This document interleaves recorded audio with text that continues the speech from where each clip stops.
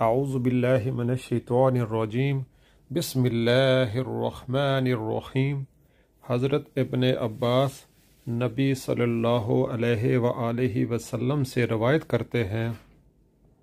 آپ صلی اللہ علیہ وآلہ وسلم نے فرمایا، اللہ نے عرفہ کے نزدیک مقام نعمان پر اولاد آدم سے عہد لینے کا ارادہ فرمایا تو ان کی صلب سے ان کی تمام اولاد کو جسے پیدا کرنا تھا نکالا